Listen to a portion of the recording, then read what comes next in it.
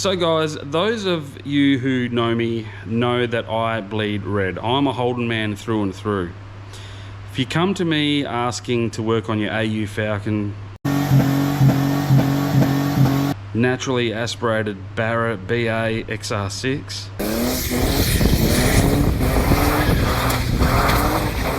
oh no! Oh no! the answer is more than likely going to be a fat no. However, when it comes to the older stuff, whether it be Holden, Ford, if it's got chrome bumpers and it is of an era of Australian car manufacturing that any car enthusiast can respect, I'm all for it. Which brings me to this.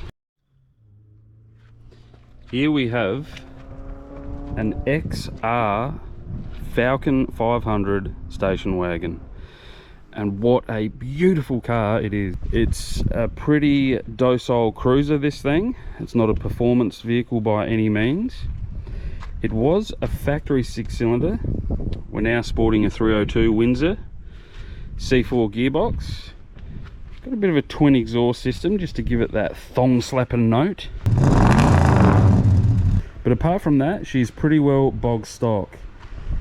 Now, what we're going to be doing to this is freshening up the engine. There is a few issues with it, which I will take you through shortly.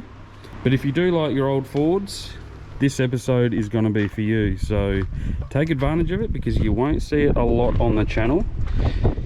Mostly Commodores, as we know.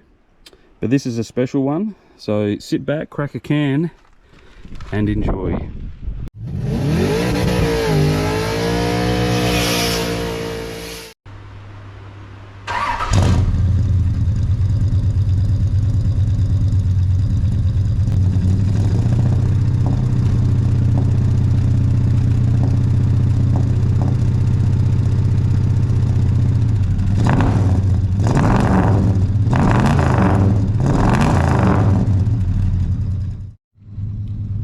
So just from that, we can definitely hear there's a bit of a misfire there.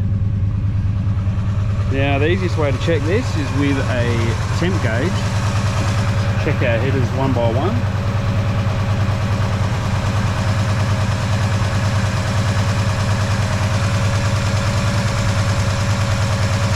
So those two are pretty much the same.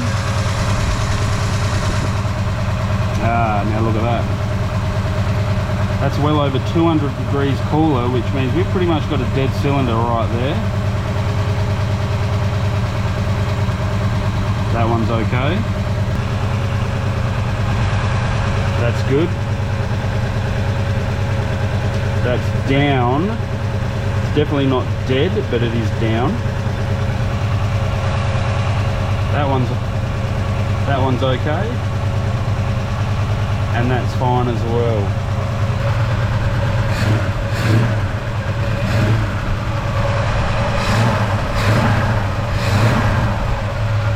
As you can see, we've got a fair bit of blow-by as well, so I dare say our rings have probably left the chat.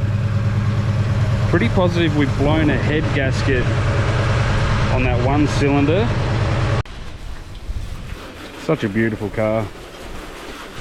It has had a very quick respray many years ago in the same standard colour. It has had a V8 swap done on it. It was a factory 6-cylinder car.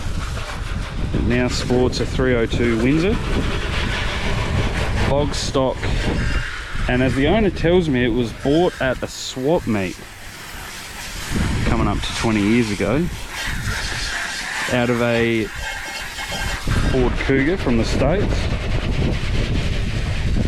And this engine has never been opened up since he's had it. It was basically thrown straight into the car. It's had a few bolt-ons here and there, fuel pump, water pump, all the usual sort of jazz. But apart from that, internally, this thing is untouched.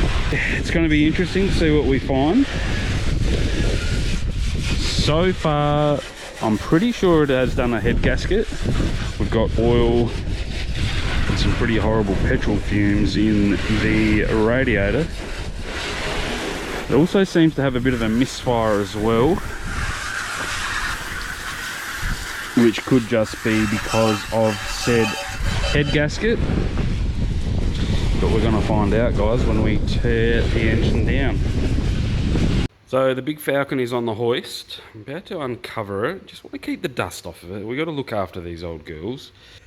Let's tear this thing down. Let's get it out. Let's see exactly what we're dealing with. I'm 100% sure it's done a head gasket, if not both head gaskets. And I've got a bad feeling the piston rings are also pretty well shagged. Hopefully we don't have any major bore damage. And then, yeah, we'll get the engine torn down. We'll measure things up, see what sort of crank bearings, rod bearings we're going to need, what sort of machining we're going to need. There is a bit of a wait to get into a machine shop. I'm sure anybody out there who's had an engine machined, you know the gist. It's not just a walk in, pay your money, come pick it up the next day job. Machining takes time. So anyway, let's get stuck into this. Let's get the engine out and see what we're doing.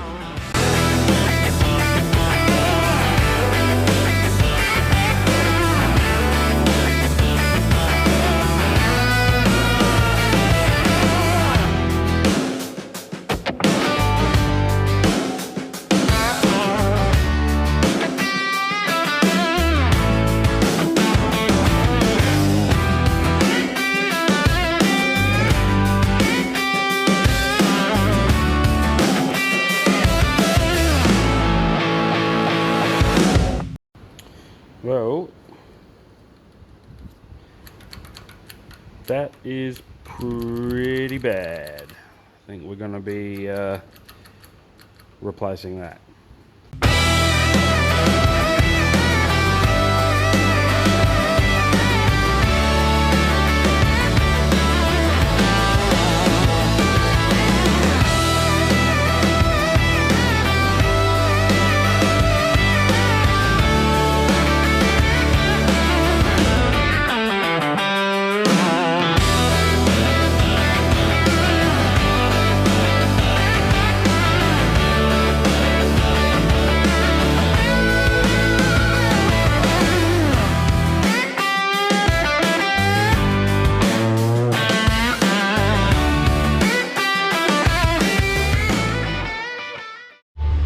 Alright, so now the engine and everything is out, we're going to do my usual thing and degrease everything. This thing is pretty grotty under here.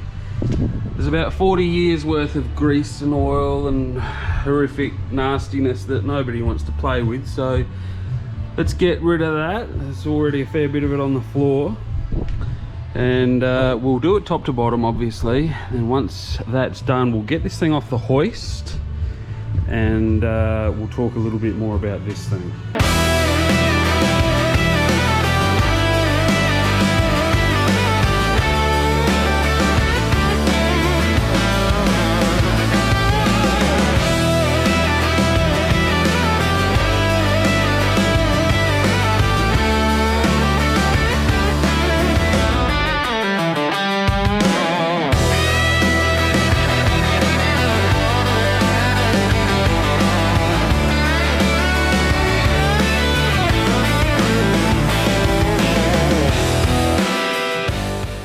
Getting through this teardown, and I gotta tell you guys, unfortunately it's really not looking very good. So both head gaskets were blown. Kind of expected that. The heads are going to need facing at bare minimum, but they're basically going to need a full service. It sort of looks like this thing is all standard bore size. However, in saying that, we have problems. We have really bad problems. I've only pulled out the first piston so far, and that's all I need to really see to know that this thing will need a rebore. There is some horrific scratches in the bore itself, so we're going to be going at least 20 thou oversize, and I'm hoping these are standard. I'm pretty sure they are, but we'll know once we measure them up. But look at the gouge marks in that, and as you can see, there is a massive crack. This thing's about to let go. Not only that, you might have noticed that the top ringland is empty. Why is that, you might say? Well, because the piston ring is there in two separate pieces, so that would probably explain why this thing was so down in compression, and I'm expecting to see this pretty well across the board. So I'll keep going with this, get them all out. We'll give the crank a quick clean off, see what we're dealing with, then we can start measuring things up. So hopefully the crank is not too bad. If we can get away with that being standard size, we can basically have it polished, chuck some new bearings in, check clearances, all that sort of jazz. But unfortunately we are up for a set of pistons and also a rebore, so that's where it starts to get a little bit expensive. Also, the cam in this thing was on its last legs. All the lifters are worn through on the bottom, so it is a flat tappet cam. Instead of the base of the lifter being flat, they start to cave in like that. So they were all pretty well knackered. I did notice all the rockers were pretty well loose when I tore them down, and that's a good indication that we've got some wear happening. Look, I haven't found any metal or anything. The sump is relatively clean, the usual sludge. But apart from that, it's a pretty clean thing. This thing hasn't had a hard life in the last 20 years. It's just been cruised around. So anyway, let's keep at it, see what else we can find. Now, I've just finished miking everything up. So our crankshaft, which doesn't look too bad. All the bearings, you know, most of them are down to copper, but we don't have any major scores or, you know, any major damage. So we're looking pretty good on that front. The mains were pretty much the same. They're all down to copper. But again, we haven't been scoring the crank, so not too bad on that front. Now, obviously, pistons, not ideal. Pretty much every single one of them has got broken rings. Two of them, the two front ones in fact, so number 1 and number 5, have got this horrific scoring. So, and they are both cracked, so there's no way they're going back in. We will need some new pistons, and a couple of the bores are pretty badly scored as well. You can see there, and I can feel that. So that's going to be at least 10 to 20 thou that needs to be bored out of this. So we're going to be going oversize on the bore, which isn't a big deal because our measurements show that we're over anyway. We're almost up to 10 thou oversize. So our largest one is 7.5 thou. So probably end up going minimum 20 to get that score out, I would say. And number 5 is the same. So that's a bit disappointing, but we sort of knew that was going to happen. I've also measured the taper and out of round, and 8 thou taper, half a thou out of round. Not ideal. It will need a rebore. So when we do that, we'll also deck the block, get that nice and flat. We're not lowering the height of the deck. We don't need any more compression out of this thing, but we just want them nice and flat and square. Now also the crank journals. So the mains have measured up pretty good. Here's our specs. That is our lowest measurement that we are allowed, and we're right on it. As you can see, number 2 is right there, but it's there. It's not under, so we'll get away with standard bearings on that. Obviously I'm going to have to re-measure this once it's had a polish, but we shouldn't be taking any material off the journals doing that. And then our rod journals are a little bit worse for wear. Our limit is here, 2.123, and we are under that all across the board. All 8 is slightly under, not by exactly a thou, but I mean 0.8 of a thou, so you know that's a fair bit of clearance. So we might end up going 10 thou undersize on the rod journals, and also 10 thou oversize on the rod bearings themselves. But we'll see what the machinist wants to do with this. We definitely need a set of pistons. Luckily the crank's not too bad. As I said, everything else looks pretty good. There's no major damage anywhere. I've got it all ahead of me cleaning all this stuff up. I'm also going to send their heads away, get a full service done. So we've got some nice valve springs and retainers to go in this thing. We'll give it a valve grind, have the heads faced, measure all our installed heights for the springs, all that sort of jazz, and just give them an all-round freshen up. And that's gonna be about it. A pretty straightforward one. Shame about the rebore and the new pistons, but it could have been a lot worse. At least the block is salvageable, there's no cracks or anything like that, so it's full steam ahead. Here we are at Rimac Motors in Williston. This is the only people I will use for my machining. You might pay a little bit extra, guys, but their work is flawless. It's so precise. So yeah, strongly recommend them. So the 302 is here. We'll get this all sorted, get the heads probably all rebuilt, block board out, crank might need a machine. We'll get some new pistons on her and chuck everything else in the bath to be cleaned.